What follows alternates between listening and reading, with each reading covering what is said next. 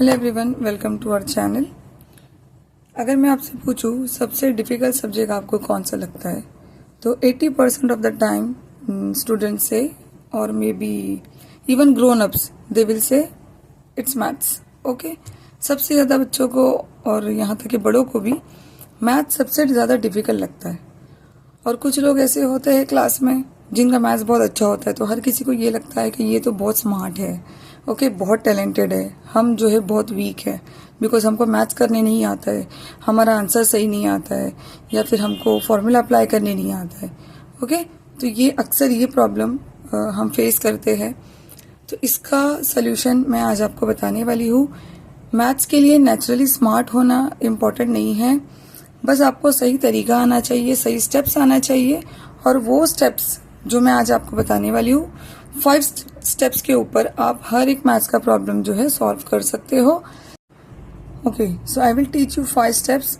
ये 5 स्टेप्स अगर आप कोई भी प्रॉब्लम पे अप्लाई करते हो तो आप इजीली कोई भी प्रॉब्लम जो है सॉल्व कर सकते हो। Okay, in this first step is understanding the concept. जब भी आप कोई चैप्टर स्टडी कर रहे हो मैथमेटिक्स का या कोई एक्सरसाइज सॉल्व करने के लिए जा रहे हो, तो सबसे पहले 5 to 10 मिनट्स आप कॉन्सेप्ट को समझने के लिए लगाइए।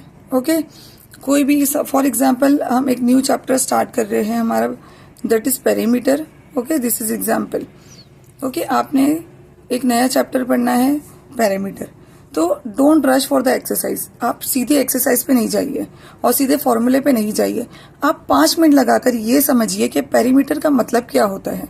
ओके, तो जो डेफिनेशन होती है मैथ्स में, तो जो कॉन्सेप्ट का जो मीनिंग होता है, यही आपको फॉर्मूला भी देगा और यही आपकी हेल्प करेगा जो सॉल्यूशन है उसके स्टेप्स लिखने में। So for perimeter, for example, यहाँ छोटे से एग्जांपल लेंगे हम कि हमारा चैप्टर है पेरीमीटर, तो हम सीधा एक्सरसाइज पे ना जाते हुए सबसे पहले ये समझेंगे कि पेरीमीटर का मतलब क्या होता है।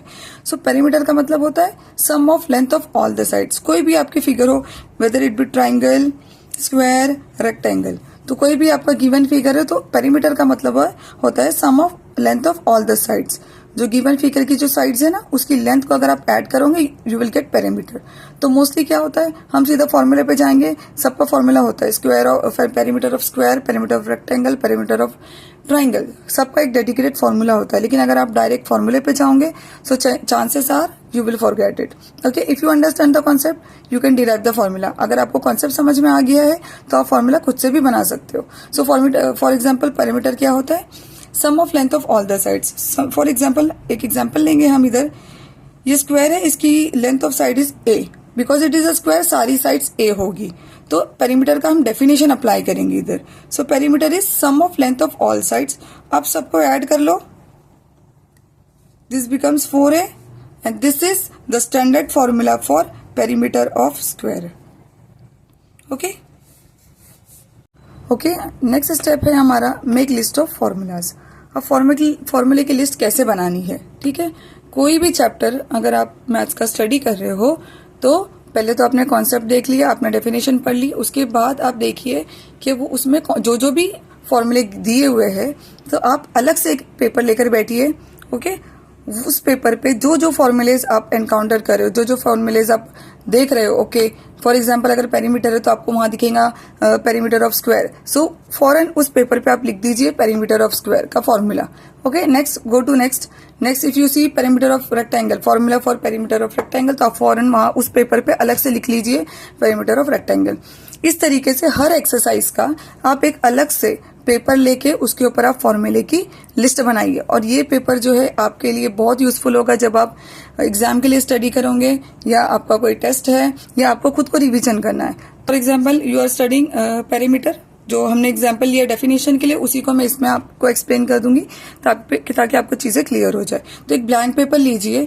फॉर एग्जाम्पल अभी आप स्टडी कर रहे हो, डेफिनेशन के बाद आप नेक्स्ट गए तो आपको फॉर्मूला दिखा पेरीमीटर ऑफ स्क्वायर, तो आप यहाँ लिख दो perimeter of square will be equal to 4 into side. Okay, whatever is the side. So this is first formula.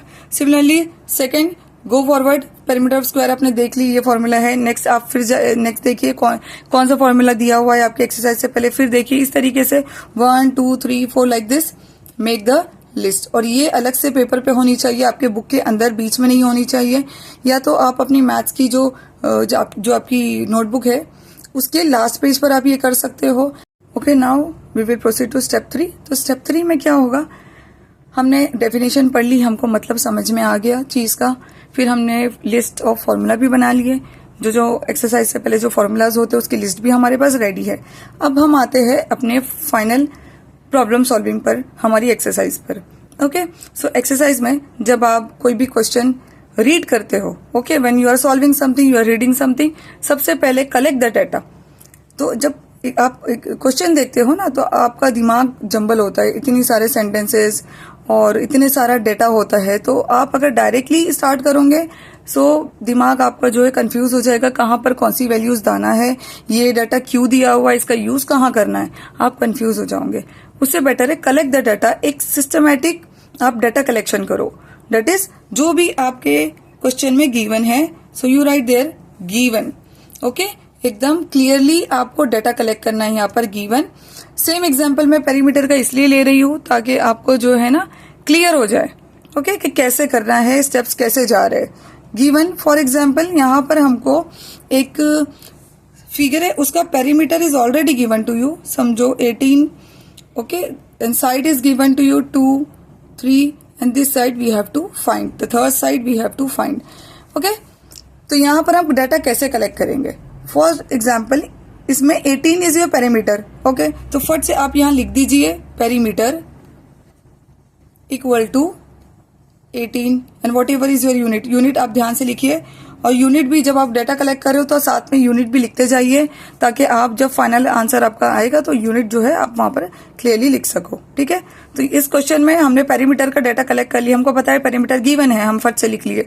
उसके बाद नेक्स्ट है हमको 2 साइड्स गिवन है, तो हम यहाँ पे लिख लेंगे 1 side equal to 2 centimetre. For example मैंने यहाँ अज्यूम किया है क्या, यूनिट सेंटीमीटर में। आपको सेकेंड साइड भी गिवन है, तो right here second side. Second side is 3 centimetre, और हमको यहाँ पर पूछा क्या है, हमको ये पूछा है कि थर्ड साइड की वैल्यू हमको पता करनी है। तो यहाँ पर हम लिखेंगे टू फाइंड। ये यहाँ तक हमारा डाटा कलेक्शन हो गया, जो डाटा दिया था हम उसको सिस्टमैटिक लिख लिए। नेक्स्ट स्टेप रहेगा हमको करना क्या है, what is the question, what we have to find. So to find is the third side. यहाँ पर हमको थर्ड साइड पूछी है, तो हम यहाँ क्लियरली लिख लेंगे third side, this we have to find. तो ये जो स्टेप्स है, ये हर प्रॉब्लम में, मैथ्स के कोई भी प्रॉब्लम रहने दो, आपको ये स्टेप्स फॉलो करना है। जो भी डाटा आपका दिया हुआ है आप क्लियरली उसको लिख लीजिए, और जो आपको फाइंड करना है वो भी आपका क्लियरली शो होना चाहिए, टू फाइंड एंड गिवन, और इसको हमेशा आप हाईलाइट कीजिए, गिवन और टू फाइंड। ओके, इससे आपका जो कॉम्प्लिकेटेड मैथ्स प्रॉब्लम है वो कुछ लाइंस में सॉर्ट हो जाएगा, क्लियर हो जाएगा, ताकि आपका दिमाग भी जो है वो क्लियरली डाटा देख सके और उसको अप्लाई कर सके। तो आते हैं हमारे नेक्स्ट स्टेप की तरफ, स्टेप 4। स्टेप 4 हमारा रहेगा चूज द फॉर्मूला और चूज द करेक्ट फॉर्मूला। तो हमने स्टेप 1 में डेफिनेशन समझ ली, कॉन्सेप्ट समझ लिए कि इस टॉपिक का मतलब क्या होता है, फिर हमने फॉर्मूले की लिस्ट भी बना ली है, फिर एक्सरसाइज पे हम गए, उसमें से हमने डाटा भी कलेक्ट कर लिया, गिवन लिख लिया हमने क्लियरली कि यही चीज़ें गिवन है, और हमको फाइंड क्या करना है हमने वो भी लिख लिया। अब नेक्स्ट स्टेप है, जो हमने लिस्ट बनाई है फॉर्मूले की, उसको अपने सामने रखिए, अपने गिवन और जो टू फाइंड है इसको अपने सामने रखिए। अब ये देखिए कि जो चीज़ आपको दी गई है, जो गिवन है आपका, और आपको जो फाइंड करना है, इससे रिलेटेड कौन सा फॉर्मूला मैच करता है। ऐसा कौन सा फॉर्मूला है जिसमें ये जो डाटा आपको गिवन है और जो फाइंड करना है, ये दोनों चीज किस फॉर्मूले में फिट होती है। अलग अलग फिगर्स के जब पेरीमीटर देखोगे तो ट्राइंगल का पेरीमीटर होता है, perimeter of triangle is sum of all the sides ना, it is a plus b plus c. तो देखा जाए तो इसमें पेरीमीटर, इस फॉर्मूले में पेरीमीटर का भी यूज हो रहा है और साइड्स का भी यूज हो रहा है। तो ये फॉर्मूला इस क्वेश्चन के हिसाब से बिल्कुल फिट है, ओके, क्योंकि इसमें पेरीमीटर भी आता है और सारी साइड्स इसमें इंक्लूडेड है। मतलब जितना भी हमारा गिवन डाटा है वो सारा इस फॉर्मूले में यूज हो रहा है, इसलिए हम इस फॉर्मूले को यूज करेंगे, इस फॉर्मूले का हम चूज करेंगे अपनी लिस्ट में से। हमारे फाइनल स्टेप की तरफ, step 5 substitute the values and solve. तो स्टेप 4 में जो फॉर्मूला हमने चूज किया है हमारे गिवन और फाइंड को देखकर। जो मैच होता है फॉर्मूला, बस उसमें आपको क्या करना है, आपकी जो गिवन वैल्यूज है उसको पुट करना है, उसको सब्स्टिट्यूट करना है और सिंपली उसको केयरफुली सॉल्व करना है। तो अगर आप ये सारे मेथड्स कोई भी फॉर्मूले, कोई भी प्रॉब्लम के ऊपर अगर अप्लाई करते हो तो आपका जो माइंड है ना वो ट्रेन हो जाएगा कि किस तरीके से मैथ्स के प्रॉब्लम को अप्रोच करना है, किस तरीके से उसको सॉल्व करना है। मैथ्स सीखने के लिए बस आपको करेक्ट अप्रोच चाहिए, करेक्ट आपको फाउंडेशन चाहिए आपका। तो जैसे जैसे आप मेरी वीडियोस देखोगे कि किस तरीके से हम स्टेप्स उसमें यूज कर रहे हैं, तो ऑटोमेटिकली आपको भी ये चीज अच्छे से प्रैक्टिकली समझ में आ जाएगी कि इनको कैसे अप्लाई करना है और इसको कैसे यूज करना है। So this will make your maths very easy. Thank you so much.